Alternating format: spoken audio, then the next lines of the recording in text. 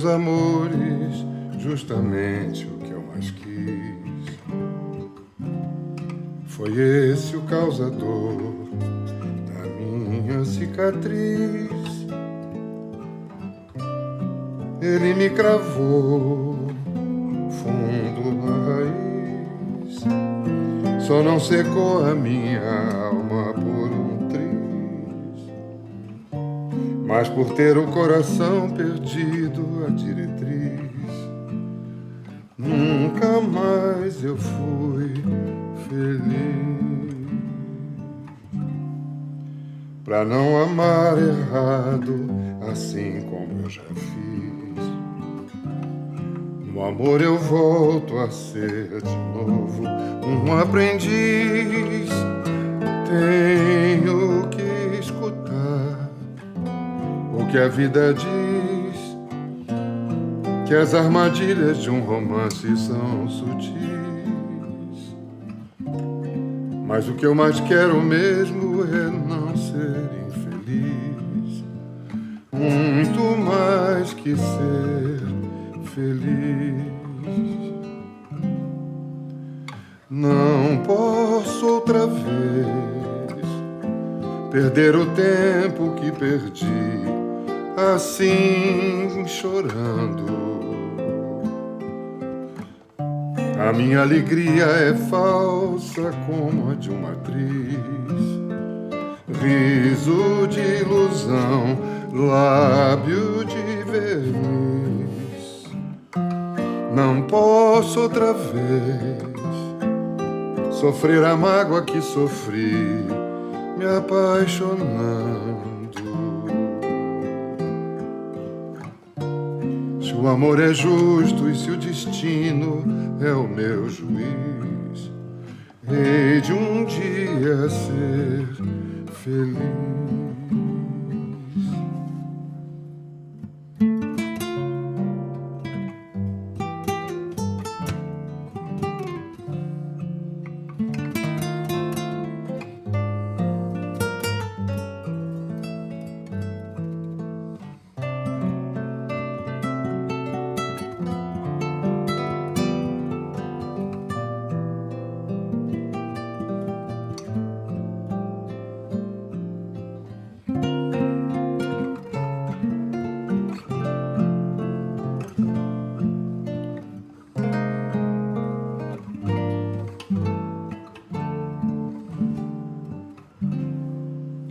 Não posso outra vez perder o tempo que perdi assim chorando.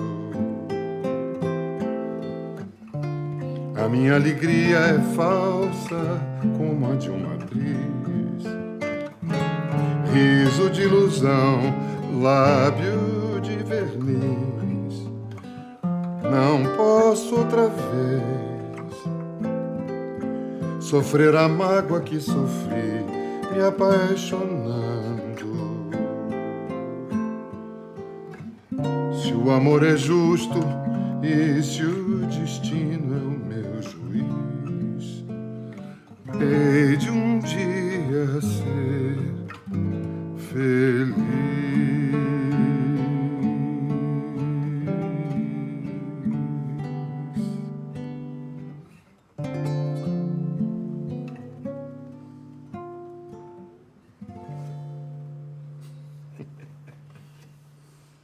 É isso aí, Dori.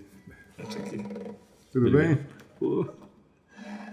Gente, eu tô aqui hoje com nada mais, nada menos de um dos meus ídolos na música. E há muito tempo eu sou fãzoca desse cara mesmo, assim. Eu tô aqui com um disco que eu vou pedir autógrafo hoje. Pô, saí daqui com um autógrafo. Dori Caymmi. Se eu engasguei com café, mas não é café não, é uísque, né? Dori, tudo bem? Que honra ter você aqui. Obrigado por ter obrigado. aceito o convite. Bom demais. Muito obrigado. Talvez seja lugar comum, e eu acho que é lugar comum mesmo, mas a música para você veio de família, né? Com certeza veio, porque o meu pai em casa, o violão, aquela coisa do mar, né? Principalmente do mar. Tinha um programa de televisão, não, de rádio. que ele cantava. Ele tinha uma lã com o nome Lan Sams, uma coisa velha, antiga. Era um programa do Antônio Maria, no meio da semana, assim, na rádio. Aí se lançamos, apresenta Dorival Caymmi. E ele fazia aquele violão misterioso.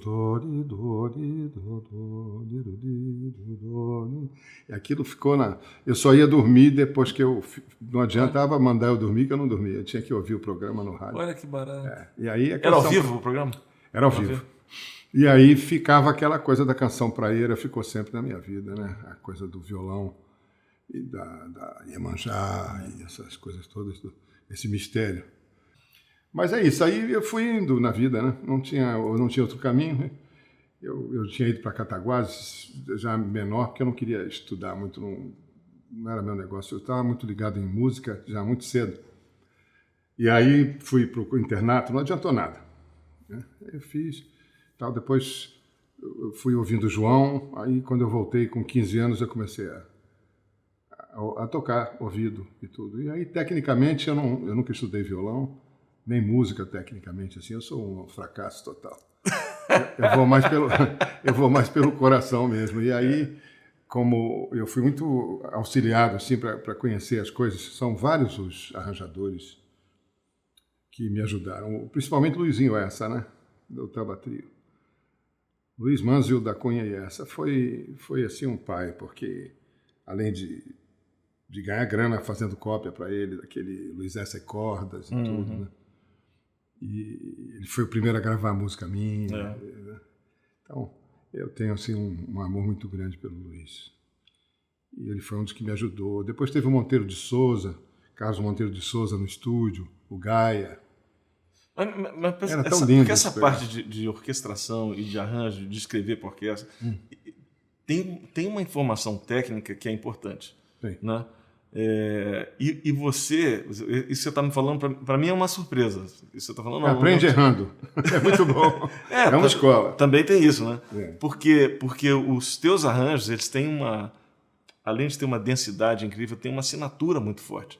Né? Quando você ouve suas cordas... você vai aprendendo. Tem que eu apanhei muito.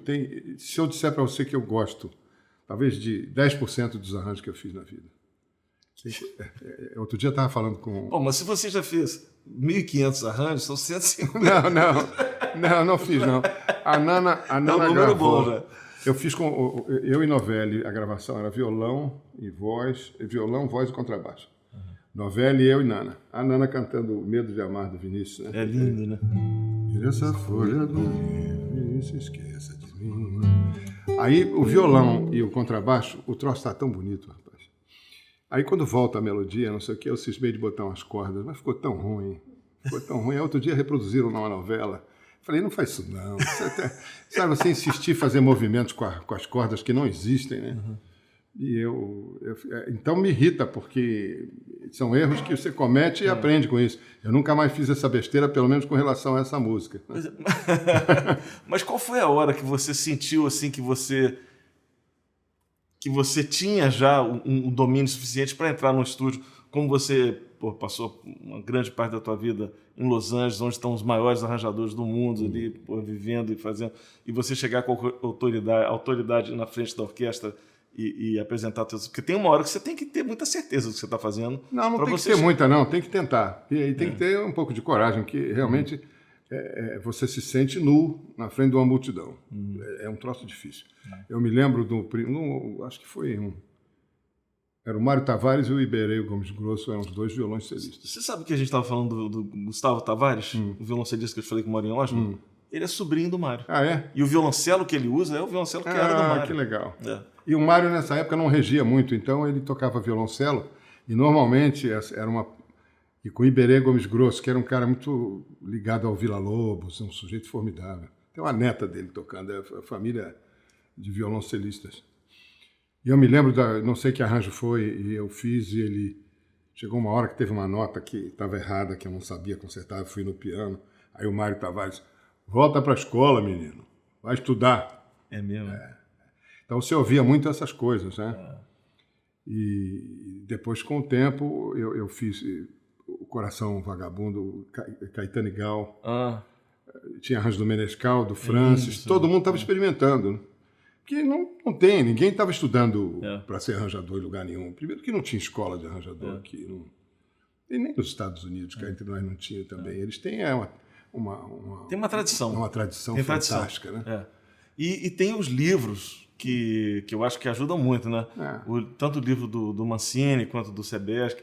Aqueles livros que você tem o CD para ouvir o que o cara mas fez. você aprende no estúdio, sabe? Eu acho que aprende muito. O Deodato mesmo me deu umas dicas formidáveis. Eu fiz umas coisas para o maestro Gaia, Lindolfo Gaia. Eu chamava ele de Lindolfo Dias. Mas ele fez o arranjo dos Saveiros, que a gente ganhou o festival, que a Nana cantando e tal. Mas o arranjador é um negócio que estava dentro de mim. Eu aqui acho por receio de cantar também. Tinha muito cantor na família. Quando começou essa coisa de cantar, eu era o cantor, mais do que a Nana. A Nana quase não se metia nesse troço. Cantava melhor que eu já, mas não. E aí papai mandava eu cantava um repertório de Dick Farney, sempre assim, Bonfá, Dick Farney, Alguém Como Tu, Perdido de Amor. Lindo, pô. Já menino, 11 anos, 10 anos. Na festa eu era o exibido.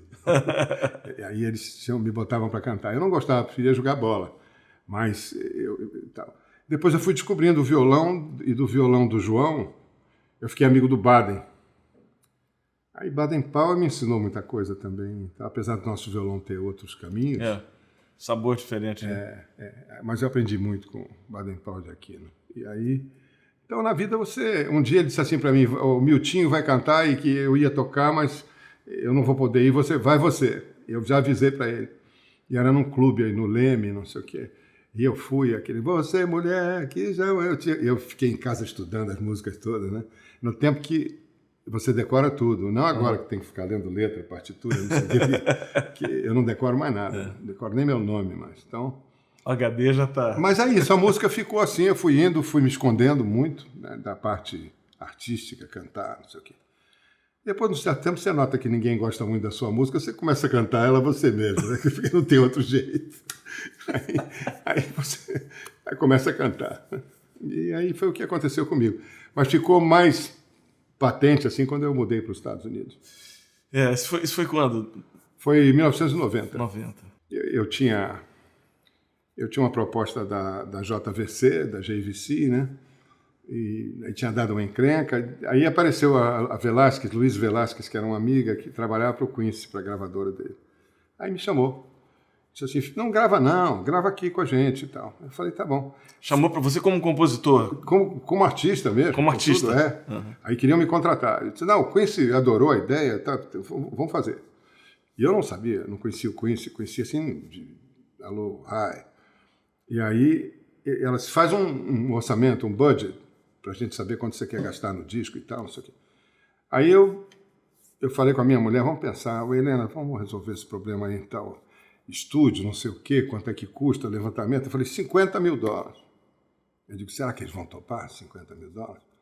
Aí ela voltou com a seguinte proposta, $150 mil.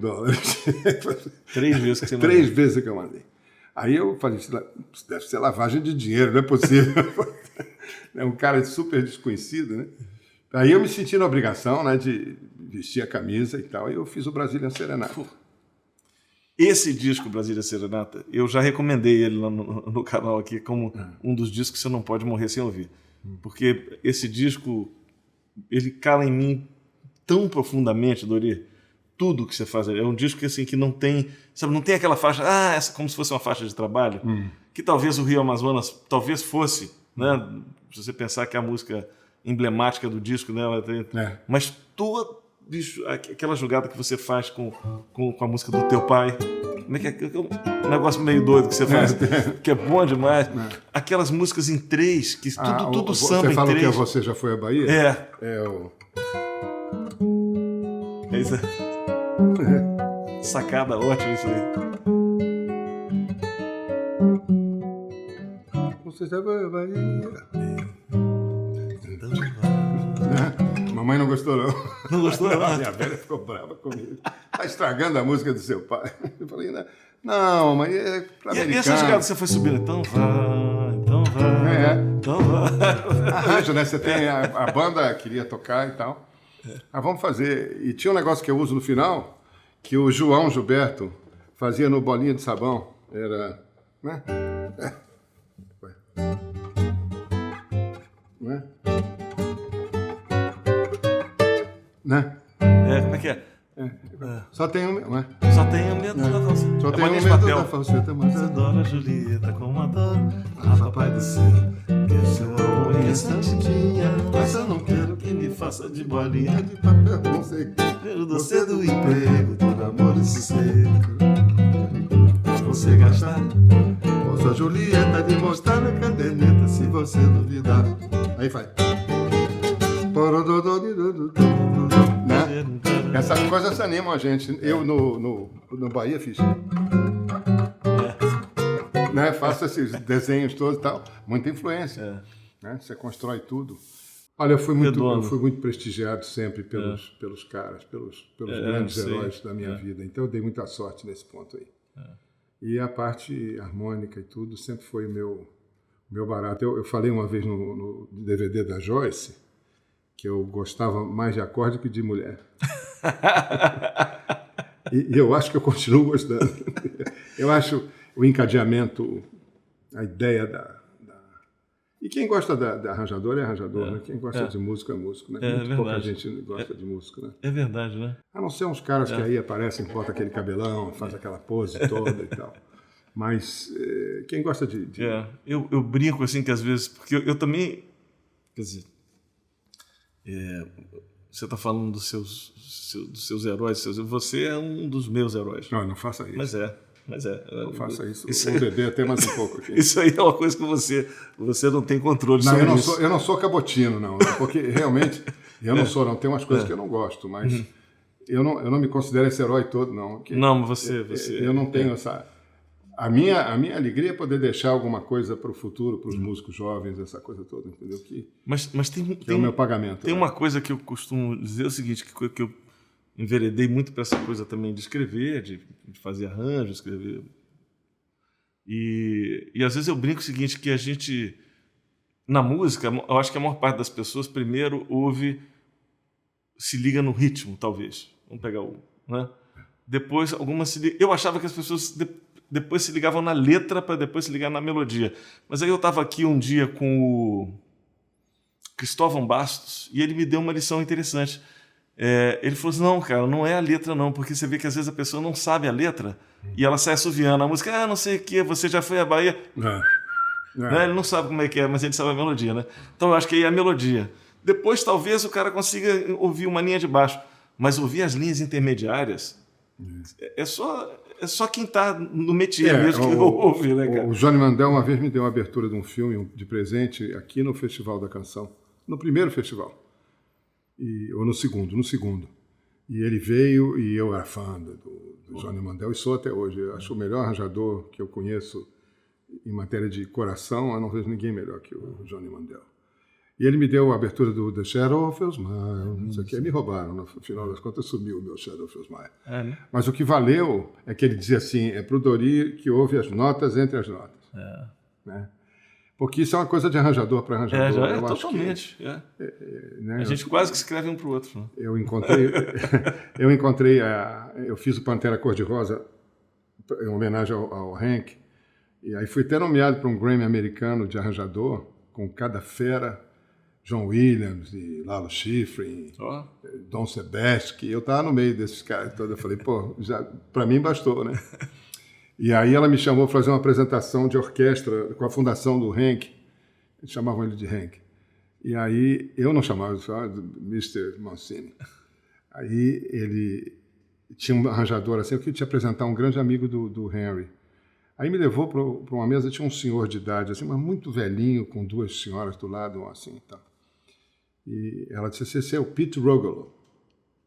Aí, rapaz, eu quase chorei, porque esse arranjador ele tem uma força na minha vida, como ele acompanhava uma cantora chamada June Christie. E os arranjos tinham, assim, a primeira vez que saiu daquela coisa standard para um oboé, para um clarinete, para um troço... As sonoridades, sonoridade mais sinfônica, E era esse cara, e eu era vidrado nele. E eu disse isso para ele. Rapaz, o velho me olhava e aquela lágrima no olho do velho, assim, caindo. Assim. Eu aí entendi. Quem gosta de arranjador é arranjador. Né? Não tem outro jeito. Né? O cara não sabe nem quem é você, o cara não dá a menor bola. O Danilo disse que uma vez que chamaram ele de Dorilo. Não sabe se... Não, é Dorilo. Mas, enfim, a música veio e ficou, né? Aí chegou uma hora nos Estados Unidos que eu conheci todo mundo que eu queria conhecer e trabalhei com algumas dessas pessoas e depois vim embora. Dori, o seu violão, cara, eu acho que é um violão que tem uma assinatura tão forte. E para mim, assim, as coisas que eu sempre curti vendo você tocando, ouvindo, eu lembro que me chamou a atenção a primeira vez que eu entendi que você estava tocando alguma coisa que a afinação estava diferente.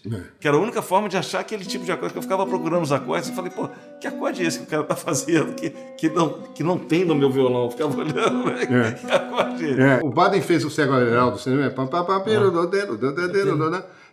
acho que uma corda dupla não é só isso, deve ter mais alguma coisa. Aí, quando eu bati o acorde, né, ele soou assim.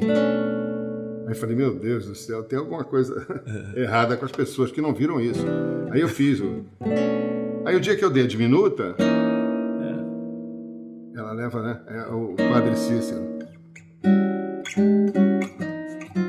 Não é? Não é?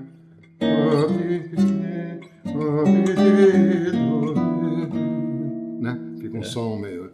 E aí em Ré, isso é o sangrento, é o mineiro, né? E o nordestino. Não é o mineiro, é o nordestino. Aí quando você vai para a Bahia,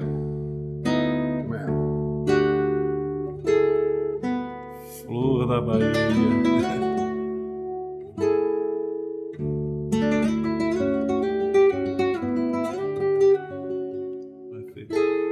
Né? E ficou. E aí, né?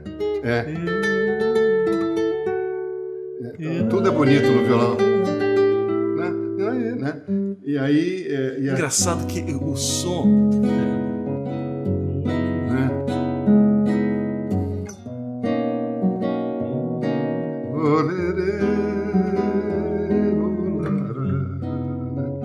Aí ficou essa coisa eu fiquei com a fama desse negócio, né? Aí o Flor da Bahia.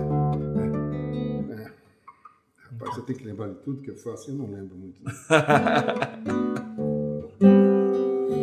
Flor da Bahia é flor que ninguém arranca quando o amor é maior.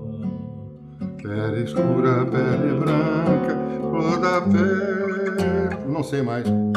Eu tô tudo desafinado, peraí. Qual é o tom do Flor da Bahia? Ela começa assim.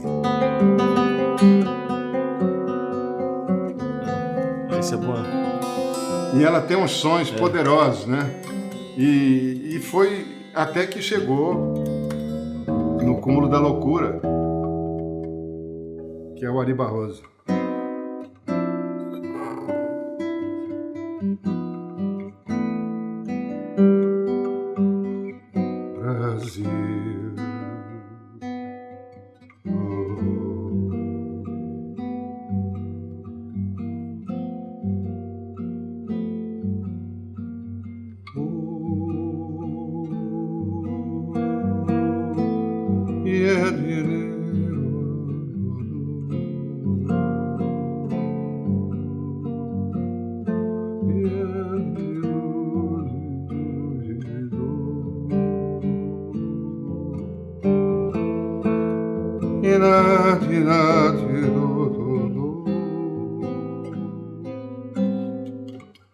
Brasil. Esse Brasil tá chorando. Pra nós. Né? Aí a segunda. Ouve essas fontes murmurantes. Aí você conhece, né? Aonde eu mato a minha sede, aonde a lua vem brilhar. O meu Brasil lindo e trigueiro, É o meu Brasil brasileiro, terra de samba e pandeiro. Brasil, pra mim, pra nós. Aí fica essa coisa. E o Herbie Hancock arrasando embaixo. E ficou uma... que começa a fase de... não de depressão, mas na minha análise dos acontecimentos brasileiros, já na época, já isso é 95, já começava a me incomodar lá. E como eu vinha para cá sempre, eu sofria muito com essa coisa desse descaso brasileiro, dessa coisa toda da saúde, da educação. Né? E também tem um descaso com a própria memória, né?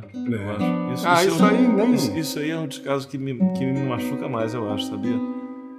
Olha, eu estou tão acostumado com o descaso daqui que para mim não faz... Em termos de cultura, outro dia eu liguei para Som Livre porque eu tenho músicas editadas lá. Muito contra a minha vontade, mas tenho. E na época, negócio de dinheiro, você precisa, tem que fazer... E nessa história, eu liguei, eu falei, como é seu nome? Eu falei, meu nome é Dori Caymmi. Ela falou assim, Dorica quem? Que é isso? Aí eu falei Dori, primeiro nome, Dori. Segundo nome, Caymmi. Dori.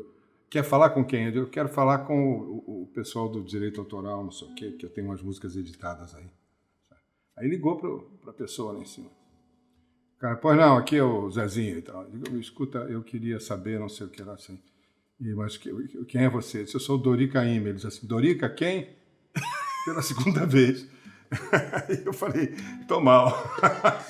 Tô mal. Aos 74 do segundo tempo, então... Que isso? Não incomoda mais, não. Não incomoda mais, não. Canto tanto minhas penas, quanto minhas esperanças. Umas canto pras morenas, outras canto pras crianças.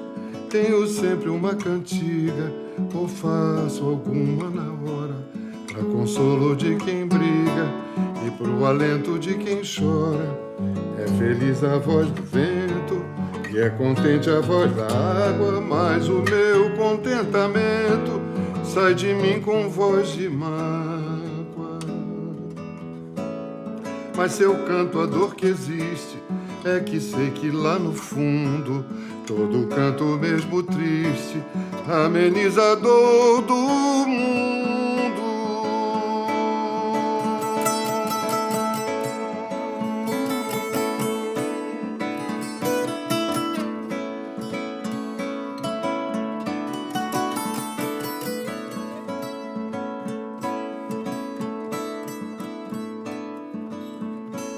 Canto tanto minhas penas quanto minhas esperanças. Umas canto pras morenas, outras canto pras crianças. Tenho sempre uma cantiga, ou faço alguma na hora, pra consolo de quem briga e pro alento de quem chora. É feliz a voz do vento e é contente a voz da água, mas o meu contentamento sai de mim com voz de mágoa. Mas se eu canto a dor que existe, é que sei que lá no fundo todo canto mesmo triste ameniza a dor do mundo.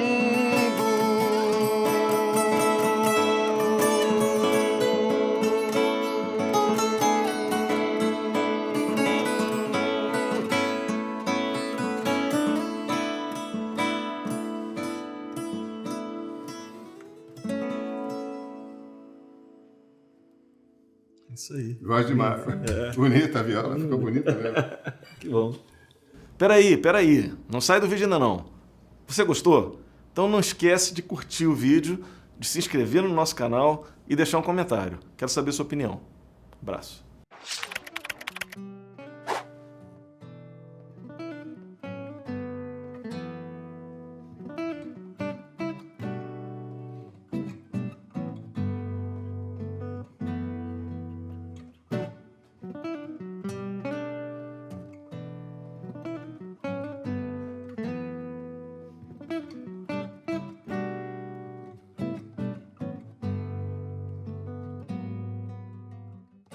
Beleza, esse café.